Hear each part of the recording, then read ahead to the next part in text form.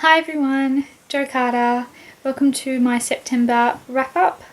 I'm finally doing it considering it's mid-October now when I'm filming it, and hopefully I will post it tonight or sometime before the end of October. I had a pretty good reading month in September. I read 3 books. I enjoyed all of them, though I did have a bit of a problem with one of them, and definitely still problems throughout all 3, so it's made them quite interesting because I did enjoy them, but they are discussion worthy. So let's get started. The first book I read was The Boarstone by Jules Watson. It is the last book in the Die Wilder trilogy, which is in Rome in... Sorry. Shit that falls out of my books. This time it's a receipt from when I originally purchased this book back in 2014, and it's taken me to 2017 to read it. And the other one is my bookmarks that I'm using, and this one is a psychic energy card. The Dalriada trilogy is based in Scotland in AD when the Roman Empire is trying to overtake it. I would probably call this last book a spin-off book or a standalone at the end of the series, because it's actually based about, I think, 200 years after the first 2, and I would probably call the first 2 a duology because obviously so many years in the future it features different main character. The Dalriada trilogy is probably one of my favourite series of all time. It's really great. Super awesome historical romance, and I was not disappointed in this one, even though it is quite smaller than the first 2, which are probably about that fat. My favourite thing in The Boarstone was probably the relationships between the characters. They felt really real and well defined. None of the characters felt like cardboard cutouts. They all had their own unique personalities, and I think most of their storylines were done justice. I had a few sort of problems in here, some relating to the plotline, some also that can't be helped, like the slavery in here. And I know slavery was the thing that happened back in definitely in AD times, so you know, it's absolutely okay that it's in the book. I just had a problem with it with myself, which is probably a good thing. But overall, I really enjoyed this book. I gave it 4 stars. The ending made me sad when a significant character died, which is always great because it means that I know that I liked it because it tugged on my heartstrings, and I would definitely recommend this series to fans of historical romances. I'm quite sad to see the series ended, but it has. The second book I read in September is Murder House by James Patterson and David Ellis. This is a crime novel, a murder mystery one, based in this particular house on a beach in the Hamptons. I have never read anything by James Patterson or David Ellis before. I'm only just dipping my toes into the crime genre, but I'm really enjoying it. I love the main character, Jenna Murphy, the detective. She was amazing. I loved her so much. I'm so sad that this isn't a part of a series where I get to follow the detective more, because I would absolutely have loved more of Jenna in the book. The only thing that brought the rating down for me with this one is because I actually guessed the ending, which is not what you want in a crime book.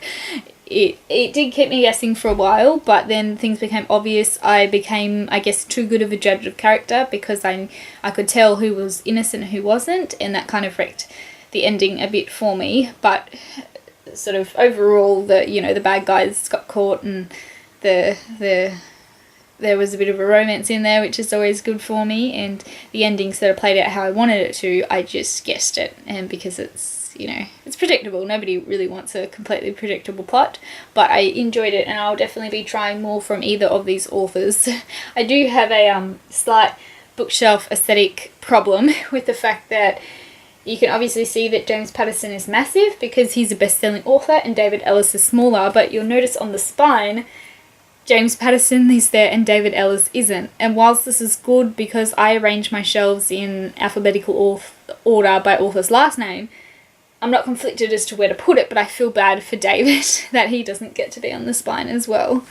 And James Patterson also has a picture on the back, and neither does David Ellis. So I feel a bit bad for them. I think this is a repackaged edition. The book is actually called The Murder House, so I would hope that in the original one, David is more prominent in it, because he's written it as well, and I just feel bad for him. But all in all, despite the fact that I predicted the ending, I gave this one 4 stars because the action was great and the story itself was awesome. I was absolutely captivated and reading it really, really, really fast. The last book I ended up reading in September was another 4 stars. It's Illusion by April Lynn Pike. I always have a problem with April Lynn's name. I think it's going to be so much harder to say than it is, but it isn't.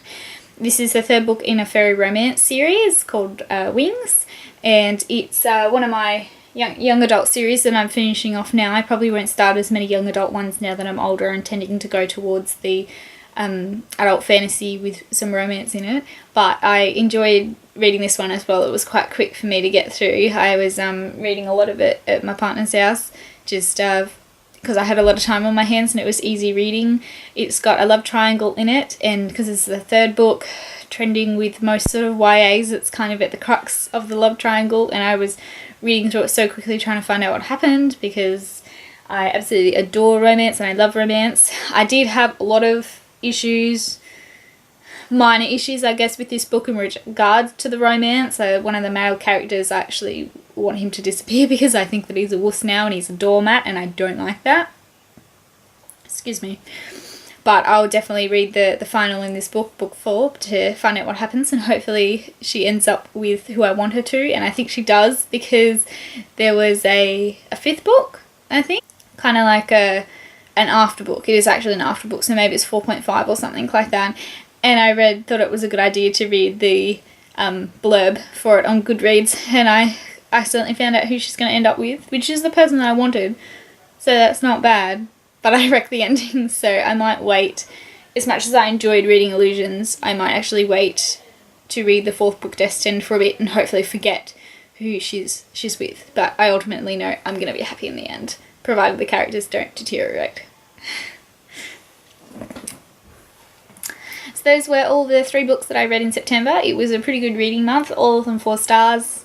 It was quite good, not many complaints, and I look forward to talking to you guys again when I do my October reads, and hopefully I will have read something spooky. I've already read 1 book this month, since this is mid-October when I'm filming this.